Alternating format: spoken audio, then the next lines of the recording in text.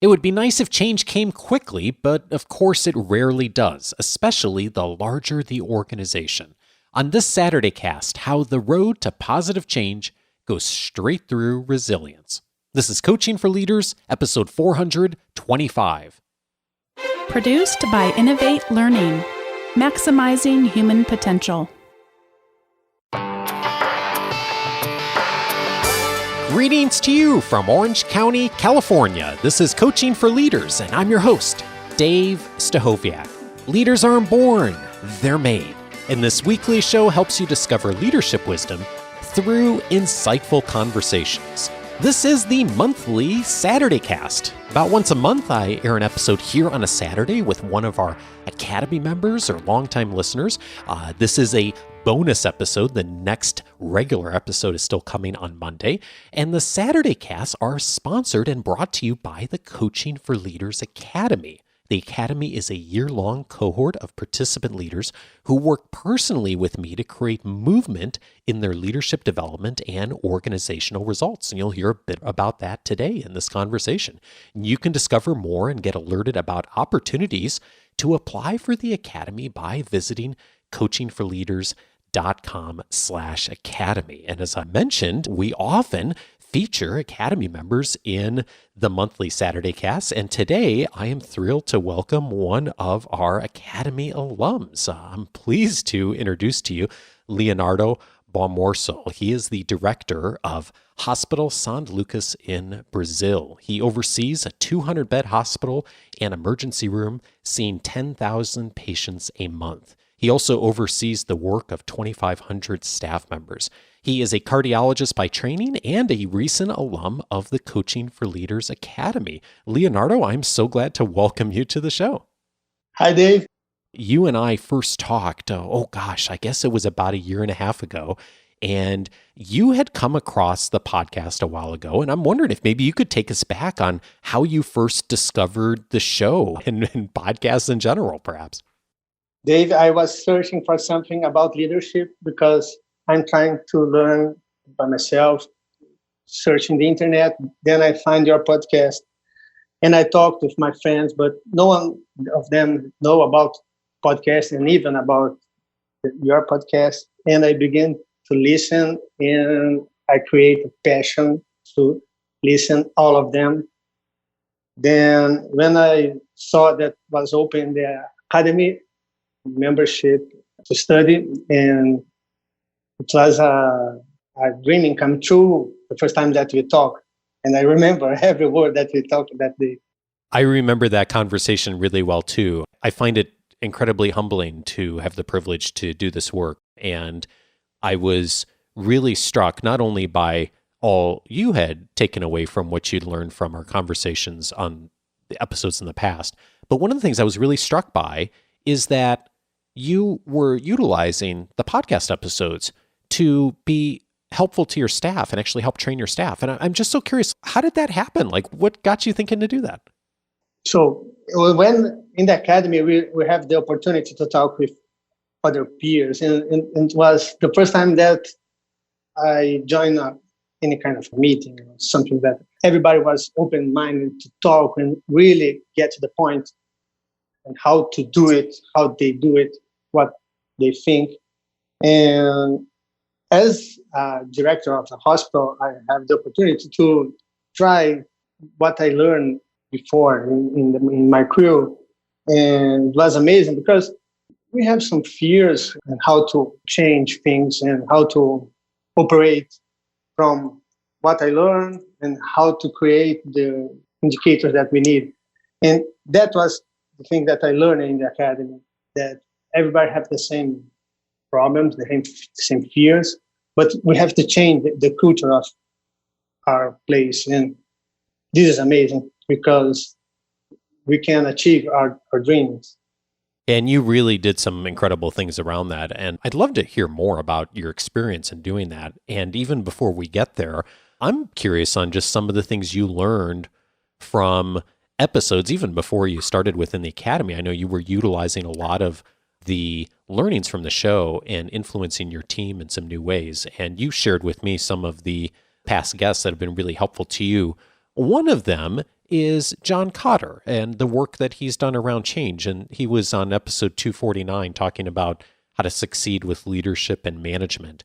When you started to dive into John Cotter's work, what was helpful to you?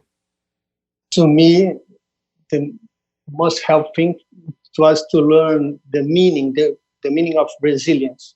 Because many times I was in that situation that we are struggling with something, someone, and you are the only one that have this vision or that idea. And in the book of Our Iceberg is Melting, the author talks about the meaning of that resilience to go around and try to seek your dream, your vision. And that podcast is amazing to learn that. And I recommend to read the books. And I read all the books of John Cotler after that podcast.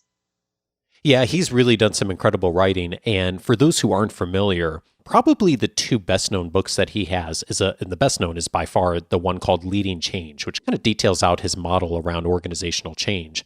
But the sister book of that is the one you mentioned, Leonardo, Our Iceberg is Melting, which is the same book, but it's told in the framework of a fable.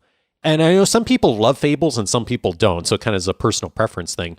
But that fable really illustrates in practice how an organization can affect change. And you said a key word there, resilience. And as you thought about resilience and his model, what did you do differently with your staff and your crew that you weren't doing before?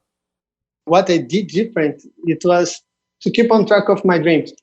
I think that we talk about a lot of storytelling, and this is in the book. It's some kind of a story that tells some facts that we live in our own lives.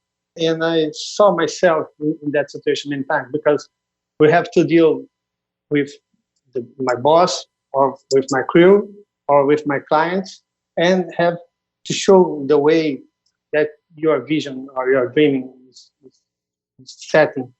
So, and this is difficult because every day you have to sometimes say the same thing and to try to solve the same problem and change the world that you are living. And in a hospital, it happens every time. When you go to the emergency department and you have to change the way people care other people and have to show the best practice, how to give love even in a difficult situation for the patient, for the clients. And this was a hard thing to do. And sometimes, like a click, that happens. And the Net Promoter Score begins to get better. And that was the way that we create some kind of benchmark. And we can try the same process in other areas, and will happen again. Yeah, and you hit on something that is a mistake that a lot of leaders make, especially those who haven't led change before, is giving up too quickly. And often I find that I suspect this may be your experience too, is that leaders are surprised at how long the change process takes and how much they have to be ambassadors for the vision and what they want to have happen and repeat it again and again and again in many different venues before people even begin to really get a sense that there's change happening. Did you experience that as well? Yes, that's the point. You have to keep on track your vision. And every day, go to the place that you are working, not in your room or in the office, away from the problem. Get inside and talk with your peers, with your crew, and show how to deal with each situation. And every day, because sometimes you have to say the same thing in different manners to change the heart and the mind of your peers. And I really think that a lot of people quit before this time of the changing, that for some situations, I think that may take even years to change, but you have to keep doing the same until you achieve your goals.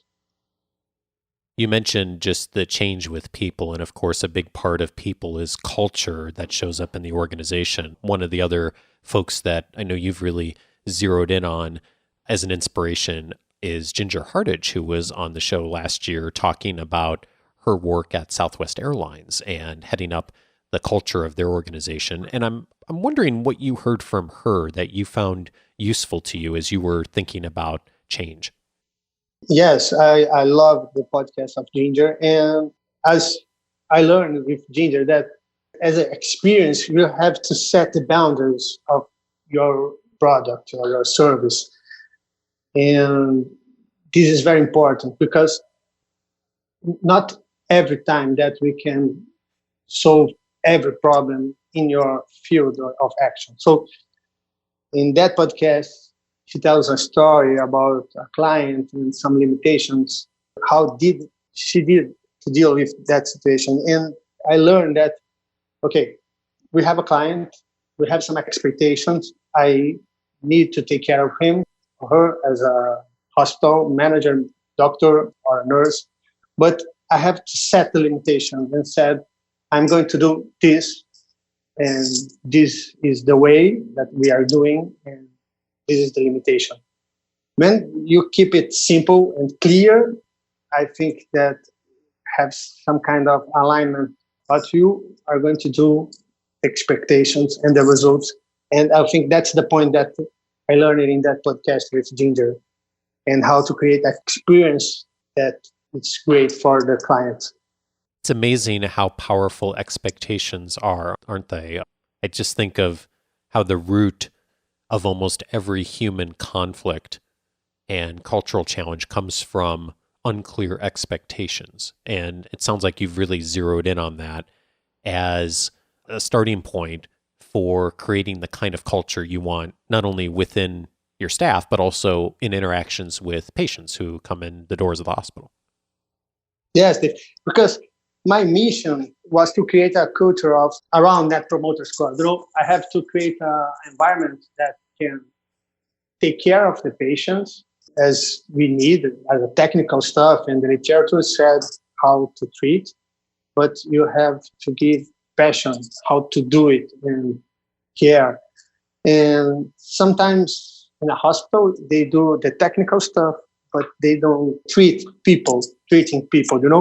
So understanding that we have some limitations, and we have to have the resilience to change the environment. We change it, the way that the hospital deal with the patient, the human patient.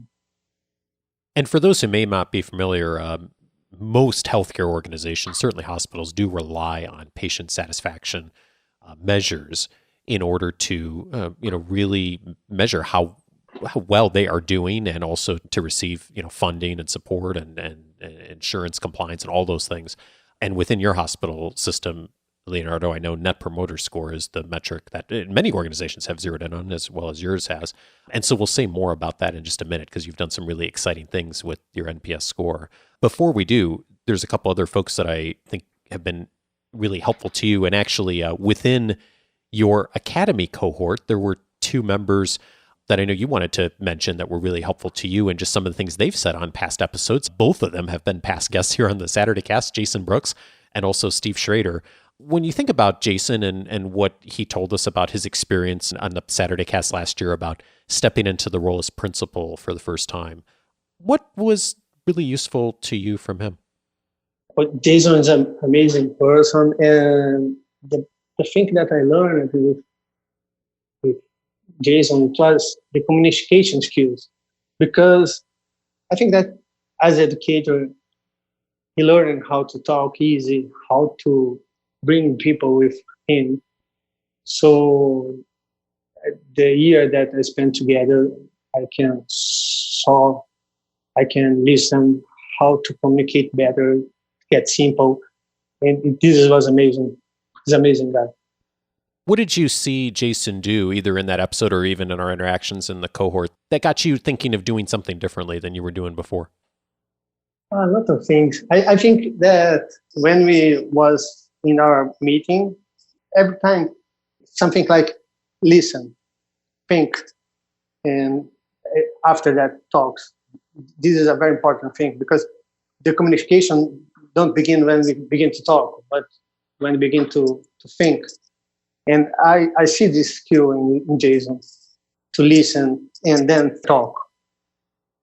This is very important because sometimes we are in difficult situations and we have tried to talk fast, and that's not sometimes the way. You have to listen, think, and then talk. And I think that this is a skill that Jason have, and I learned it with Jason.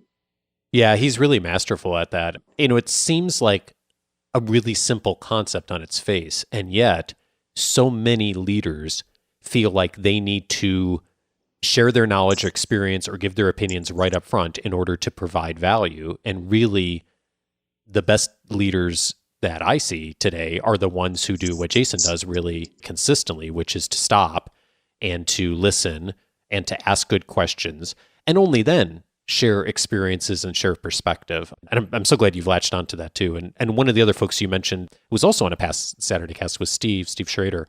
What inspired you from Steve that got you doing something differently? Okay, also with Steve, I learned a lot of things. And the thing that I thought the first time that I saw Steve was, okay, he's in a hierarchy position, and he's a great guy, and he's with us in academy. Okay, what he's doing here? And I saw, because even as an experienced person, he all the time is trying to learn something new. And this is amazing, because sometimes you saw a lot of people that look like they are not searching some new skills to learn, or they are stopped in the time. And I saw in Steve that skill to try to learn every day something. And this was amazing to me. I learned it too much. And that's a point of the academy. It was the time that we interact with a lot of people with a lot of good skill that we can learn, and we have time to talk.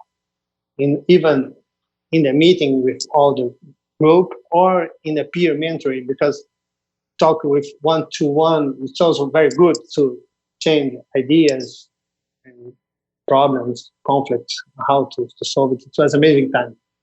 Yeah, I'm so glad to hear that. And one of the things, I don't know if we've ever mentioned it on the show here, but one of the things we do in the academy is I encourage, it's an elective option, but I encourage everyone to connect with a peer mentor, and we have a whole process for doing that. And you found that peer mentoring process really useful to you as you started working with peer mentors.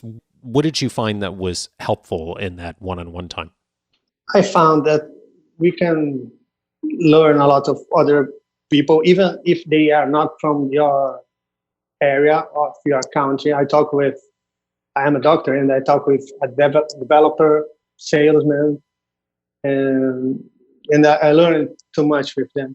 And with 40 minutes, 1 hour of conversation, we change ideas, and we can get better in the manage, because it's about everything. We have to deal, the problem that we deal in our day-to-day is the same in all the leading positions, Yeah, indeed. And I think that one of the challenges that happens in a lot of organizations with a formal mentoring program, which, by the way, absolutely can be extremely valuable, is that one person is anointed as the mentor and the other person's designated as the mentee. And the expectation, I think, in a lot of traditional mentoring programs is that one person is teaching the other person or sharing experiences with the other person. And I've just found in most of the relationships I've been in, even where there is someone that's a lot more experienced, is that the best mentoring relationships are where both parties are learning from each other. So that's one of the reasons we structured as peer mentoring in the academy, of that each person has something that they can both help the other person with, but also learn from. And so we put people together with very different backgrounds and experiences for that to happen. And I know you grabbed some new things from Mark in sales, and also from Chris and software development, of ideas that you then implemented in your work too. Yes, and this is amazing, because sometimes one is talking and teaching, and other is learning. It's the meaning of exchange, and this I didn't saw before, because sometimes you have a formal structure that someone is teaching, someone is learning, and that's not what happens in the reality. all the times we are teaching and learning. And this is an opportunity in the peer-to-peer mentoring that we did in the academy to really learn. And when we talk freely, we can speak about your problems, what you need, what you are struggling, and how the other person can think and see the problem, and how the other person can try to help you. That's a really good point, because we are from very different areas. That was very, very good. Yeah, indeed. And I want to circle back to something you mentioned a bit ago, Net Promoter Score. For all of us as leaders, we all have things we're being measured on from our clients, from our executive leadership teams, and Net Promoter Score is a big consideration for you. And when you came into the academy, that was one metric that you were thinking about as far as being able to influence. As you came into the academy, what were you thinking as far as Net Promoter Score, and what did you want to see happen? That time I was struggling with how my crew, how my people care the person that is lying in the bed as a patient in my hospital, and how we measured that caring process is by Net Promoter Score. And my NPS was very bad. So as a process, we changed the way that we teach our crew and how to deal with the problems. We implemented some agile methods to keep interaction and changing every day something, every day trying to solve some problems. Yet in all the process that the patient is inside the hospital, better from door, the entrance, to door when the patient is going out of the hospital. And with these interactions, we change the NPS to a very high place in a ranking of the hospitals nearby. And I think that after 1 year of working with simple things, getting a better communication, being a resilient guide, and walking through the hospital every day, talking, and changing all that thing, we achieved the mission to create an NPS culture in every person in the hospital, even from the director board, from the medical staff, and from the nursing and everybody that worked in the hospital. That was a very good thing that happens to me, because we changed the culture of the hospital. Yeah, it's really remarkable how substantial you changed the results of the score just in a period of a year. And what is it that I remember early on, especially some of the earlier sessions in our year together, you would often bring to us questions about NPS and culture and change. What came out of those conversations that you found helpful that you were able to put into practice? The first, every leader is struggling with something. And the second thing, that culture is something that your people do every day for some times. And then you can say, that's my enterprise culture. So that's the point, because as we live in a very fast environment of the internet and apps and projects that happens in a click, I think that the board, the management level thinks the same, that, okay, I'm going to talk something to my people, to my crew, and that's okay, it happens. But that's not the truth. The truth is that you have to talk, get simple, explain, make a formal teaching class, informal teaching class. And at the end of the day, you have to wake up the other day with energy to do the same thing again, or even try the same thing in another way. And that point, when you achieve the change, and you can say retrospectively that you change the culture, but not in the moment that you are living. When you saw in the back, you say, okay, I can see now that moment I changed the culture, but now when it's happening, or when it happened exactly. Yeah, and your ability to do that really resulted in some new opportunities for you fairly quickly, even before our year was done, didn't it? Yes, because in the last year I was in another hospital and I have a mission to change the NPS, and we changed it in 1 year. And at the beginning of 2019, I was promoted to another hospital, and we are changing the same in the same way that I did before, but faster now. And so in these last 4 months, we make the same changing point that took 1 year in the experience before. So I think that we can apply the same process even faster when you know the problems, and you can see the problems we are going to deal in the future, because the situation is different, the environment is different, but they are people. So we have the same of many problems that we deal in the day-to-day task. So get a better communication, get simple, be resilient is the same. So we can apply the change of culture, being agile, and change it, you know?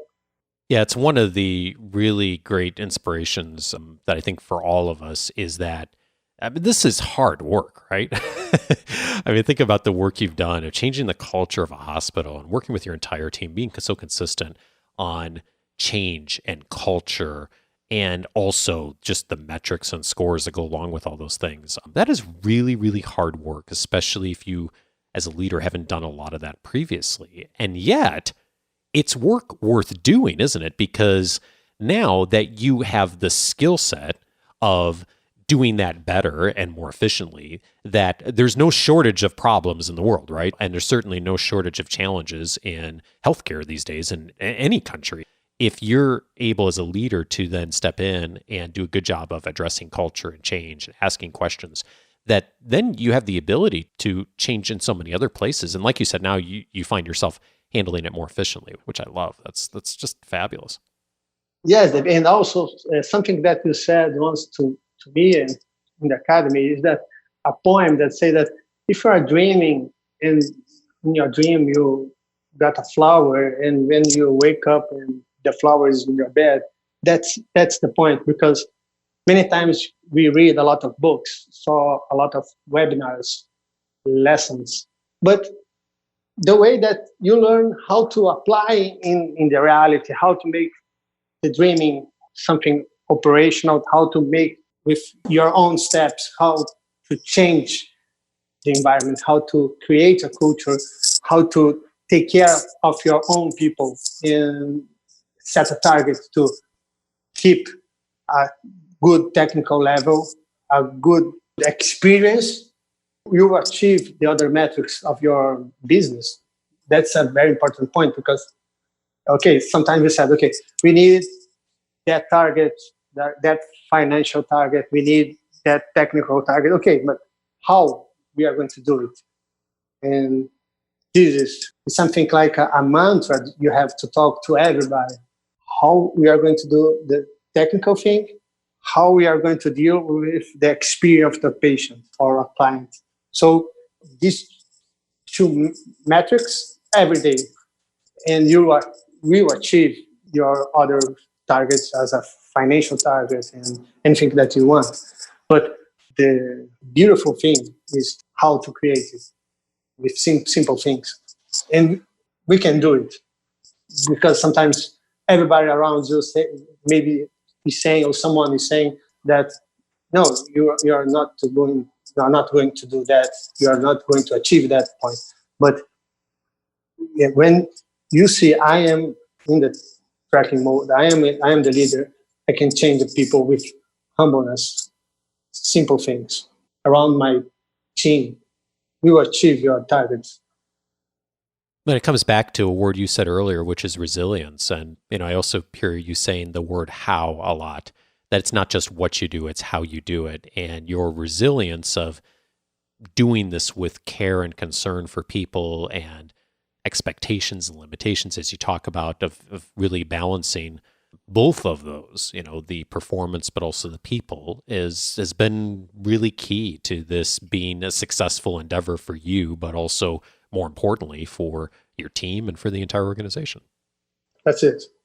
Well, this is great, Leonardo. So let me do this. Let me see if I can summarize some of the past episodes that for those who are looking for some similar inspiration, especially if you're handling change, can go check out. So the first episode we mentioned was How to Succeed with Leadership and Management with John Cotter. That's episode 249. So I'll have this all linked up in the notes. If you're looking for a framework on how to affect change, but also thinking about the distinctions between leading and managing, that's a great place to start. Also, we mentioned the conversation with Ginger Hartage, how to create an unstoppable culture. Ginger Hartage, a former senior vice president at Southwest Airlines, talking about on that episode how her and her team and the entire organization really nurtured a culture that has become known around the world for just a wonderful service to customers. So that's on episode 350. And then we also mentioned 2 Saturday casts in the past with Leonardo's colleagues from his cohort, actually. Jason Brooks was on episode 385, talking about the power of vulnerability in leadership. And then we also had Steve Schrader on episode 369, talking about moving from theory to practice. And one of the things Steve talked about in that episode was how he moved from, being more telling to asking, and how to become more coach-like. And if you're looking to make that shift, as many of us are in leadership, that's a great starting point for you. Leonardo, I got one final question for you.